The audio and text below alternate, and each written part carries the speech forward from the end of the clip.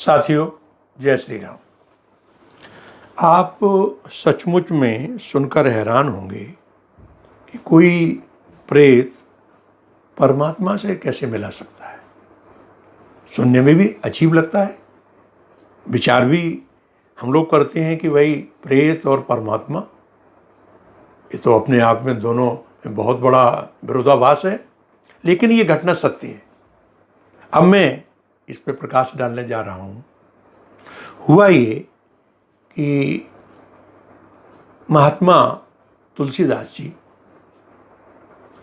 अपने एक शिष्य के यहाँ प्रहलाद घाट काशी में रहा करते थे।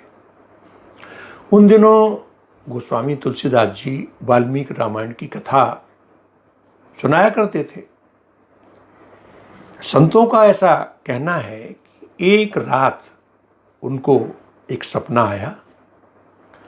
उस सपने में भगवान शिव और शिवा यानी पार्वती जी प्रकट हुए और उनसे कहा कि तुम आम लोगों की भाषा में श्री राम के चरित्र को सृजित करो। गोस्वामी जी ने सपने में ही सवाल कर दिया कि महाराज मेरी क्षमता नहीं है।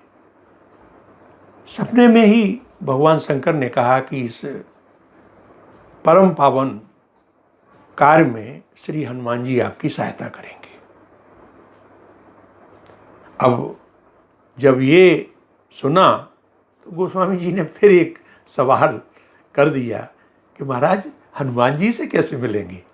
तब जगत जननी पार्वती जी ने मुस्का के कहा कि भगवान भूतनाथ जी का ही कोई गण आपको सहयोग देगा, आप चिंता न करें। सपना समाप्त हुआ और गोस्वामी जी चिंतन में मनन में ये सोचने लगे कि कैसे हनुमान जी से हमारा साक्षात्कार हो।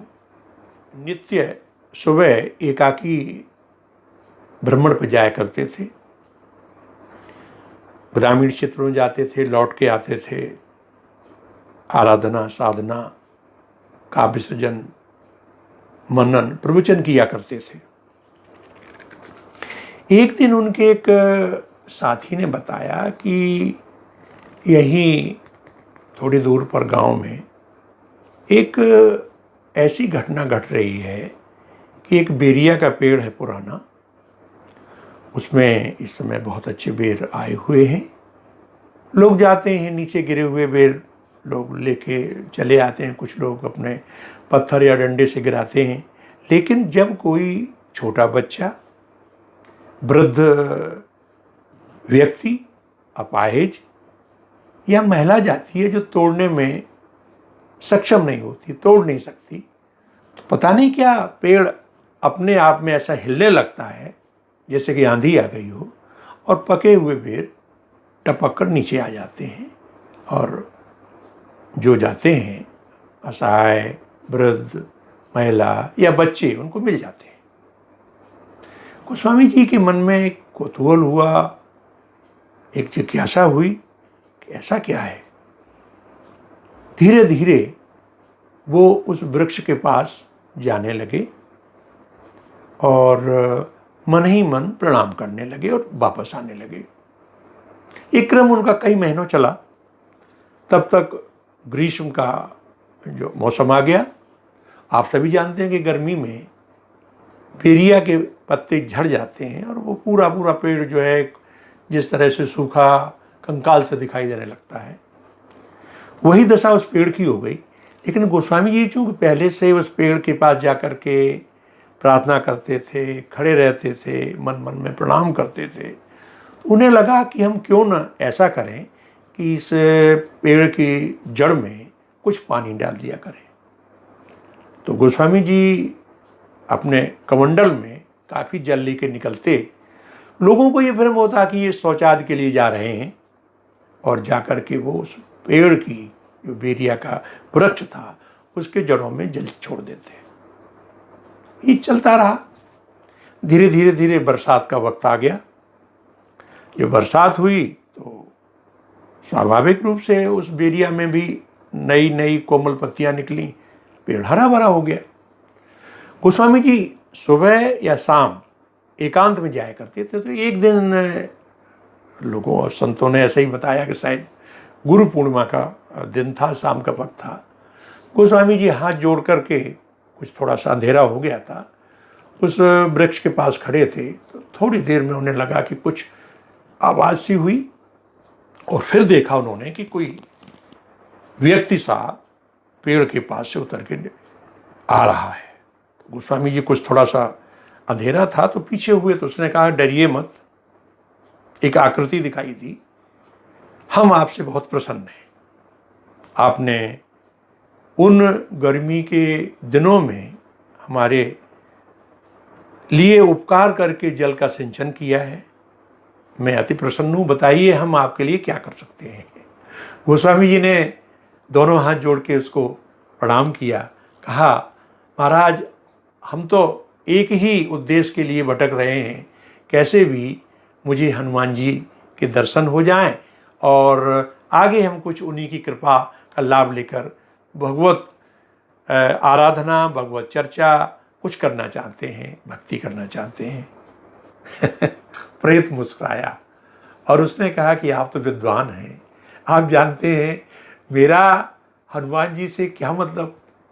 चालीसा में कहा गया है कि भूत पिशाच निकट नहीं आवे, महावीर जी जब नाम सुना मैं। तो आप तो विद्वान हैं, आप कैसा सवाल हमसे कर रहे हैं।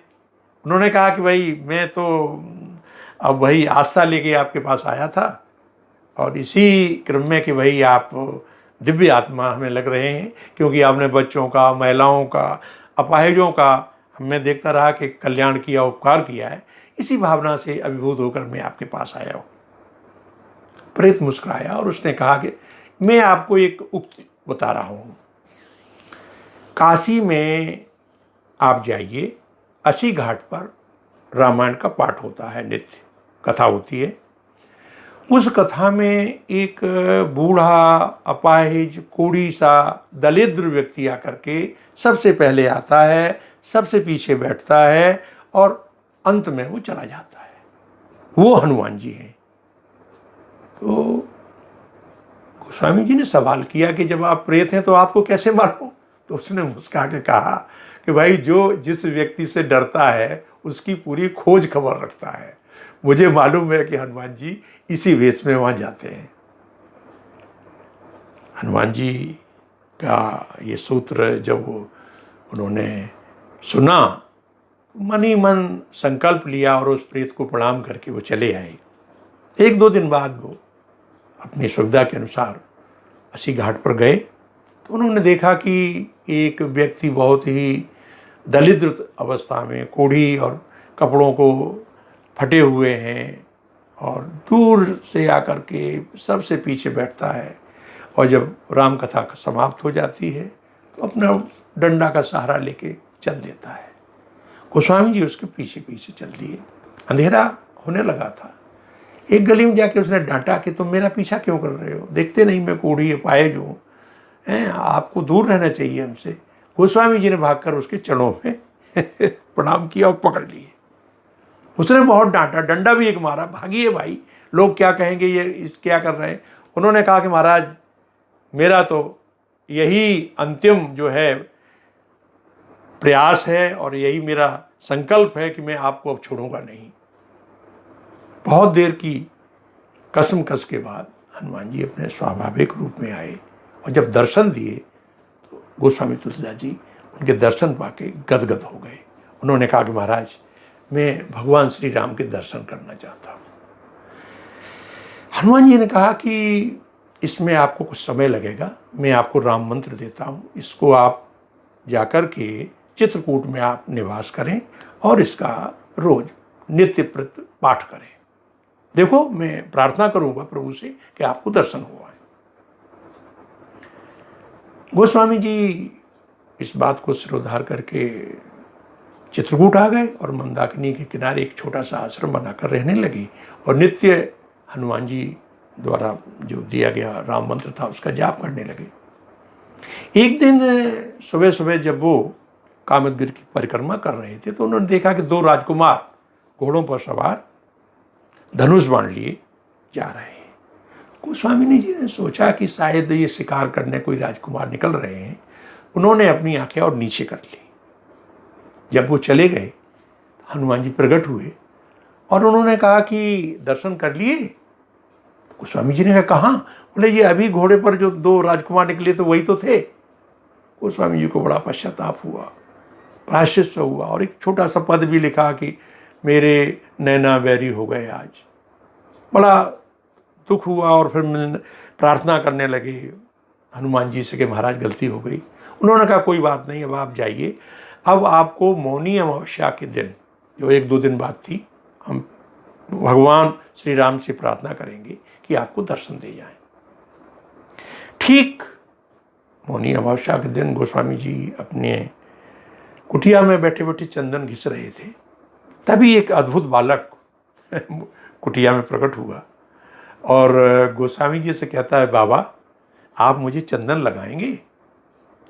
गोस्वामी जी उसके स्वरूप और दिव्य प्रतिमा और दिव्य तेज को देख करके शायद पहचान गए और उन्होंने कहा कि बेटा मैं आपको पहले चंदन लगा देता हूँ।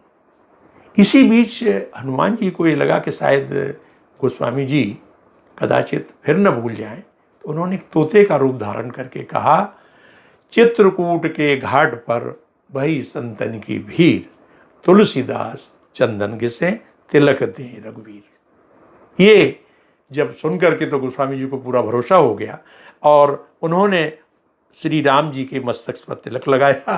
बालक श्री राम ने गोस्वामी जी को लगाया।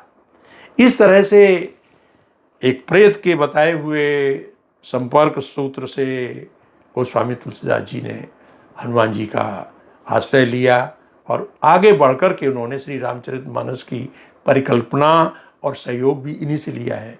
इन्हीं भावनाओं से प्रेरित होकर गोस्वामी जी ने एक जगह लिखा है, तुलसी कपि की कृपा विलोकनी खान सकल कल्याण की। यानी कपि की कृपा के कारण ही हम सबको जो सुख संपत्ति और जो उत्कर्ष मिलता है वो ये है।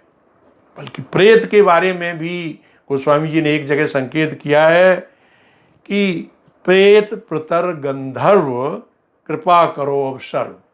तो बड़े बड़े विद्वान कथा प्रेमी संतजन ऐसा कहते हैं कि वो जो प्रेत प्रतर गंधर्व का नाम लिया है वो उसी प्रेत को संकेत करते हुए बाबा गोस्वामी जी ने उनको अपने मानसिक रूप से धन्यवाद साधुवाद दिया है।